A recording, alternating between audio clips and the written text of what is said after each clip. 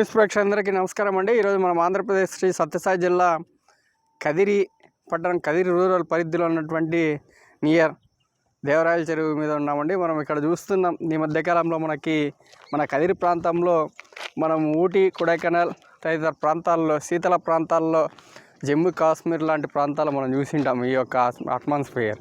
మరి అదేవిధంగా ఈ యొక్క కదిరి ప్రాంతంలో కూడా ఈ యొక్క చలి పురిగా విజృంభిస్తున్నటువంటిది మనం ఒకసారి చూడొచ్చు.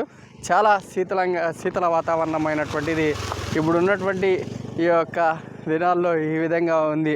మనము ఏదైతే వైరల్ అంటే మామూలు 3 నెలలకి మనకి ఎండాకాలం కావచ్చు, వానాకాలం కావచ్చు, చలికాలం కావచ్చు, మరి ఈ యొక్క వాతావరణాల్లో అంటే మనకి ముఖ్యంగా ఈ విధంగా ప్రభావం చూపుతుందంటే దీనికంతా కూడా కారణము పొల్యూషన్. మరి ఏదైతే మనము కాస్మోటిక్స్ కావచ్చు, అలాగే వ్యర్థ పదార్థాలు కావచ్చు, మనకు అనుకూలమైనటువంటిగా ఆలోచించి మనం చేసుకుంటున్నాం.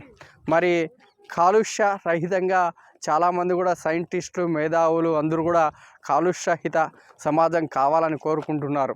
ఎలా అంటే ఈ భూమండలంలో అత్యధికంగా మనం మనకు అనుకూలమైనటువంటివి బయటికి తీస్తున్న ప్లాస్టిక్ కావచ్చు, వ్యర్థ పదార్థాలన్నీ కూడా మరి అవే మనకి అనుకూలమైనటువంటివి మనకి శత్రువులుగా మారేటువంటి పరిస్థితులు కనబడుతున్నాయి. కనుక ఇది చాలా వరకు ఈ యొక్క కాలుష్యరహిత సమాజాన్ని కోరుకునేటువంటి వాళ్ళు కాలుష్యరహితంగా మనము కావాల్సినటువంటివి ఎక్విప్మెంట్స్ మనము సమకూర్చుకోవాలని చెప్తున్నా కూడా మనము ఏ విధంగా కూడా పట్టించుకోనటువంటి పరిస్థితులు.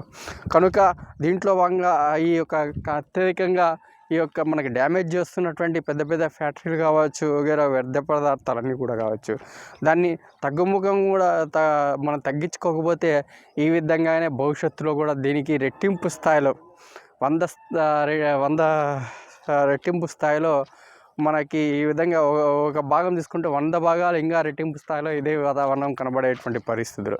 మనము అతివృష్టి, అనావృష్టి అనేటువంటిది మనం చూసాం. మరి ఈ మధ్యకాలంలో మనకి కదిరి ప్రాంతంలో కూడా ఎప్పుడు లేనటువంటి వర్షపాతం, దాదాపు 30 సంవత్సరాల కింద కురిసినటువంటి వర్షపాతం ఈ మధ్యకాలంలో కూడా నమోదైంది. మరి ఇలాగ చెప్పుకుంటూ పోతే అనేకమైనటువంటి ఉన్నాయి. కాలుష్యరహిత సమాజం కావాలంటే మనం ఒకటే కావాల్సినటువంటి అవసరం ఉందని నిష్ణార్థులైనటువంటి వారు, మేధావర్గం చెప్తున్నారు, సైంటిస్టులు.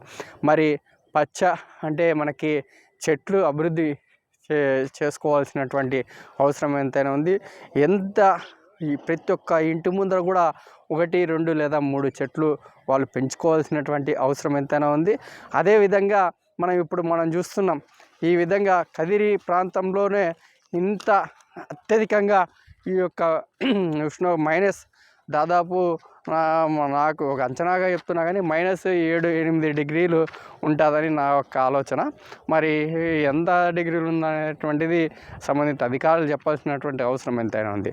మరి పాడేరు తదితర ప్రాంతాలు, మా అల్లూరి సీతారామరాజు యొక్క జిల్లాలో మాన్యం ప్రాంతంలో దాదాపు -3 నుండి 4 నుండి 3 డిగ్రీలు, 2 డిగ్రీలు పడిపోయేటువంటి పరిస్థితులు.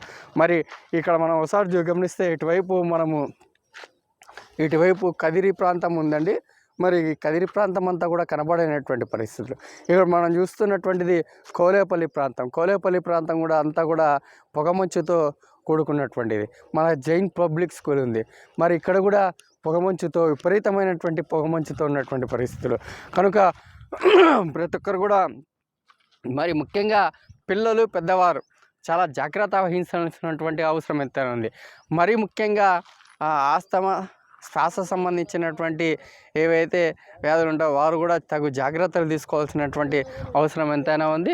మరి ఇదే విధమైనటువంటి వాతావరణము ఇంకొక 10-15 రోజులు కూడా ఉంటుందని సంబంధిత అధికారులు చెప్తున్నటువంటి పరిస్థితులు.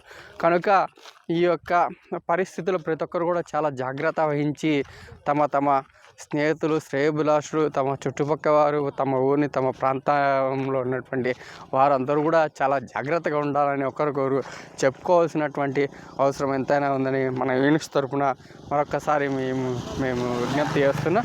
మరి ఇదే విధంగా ఈ చలి అనేటువంటిది ఇంకా ఉంటుంది కనుక ప్రతి ఒక్కరు కూడా చాలా జాగ్రత్త వహించాల్సినటువంటి అవసరం ఉందని మా వంతు ఒక చిరు ప్రయత్నంలో భాగంగా మీ ముందుకు తీసుకొచ్చాం.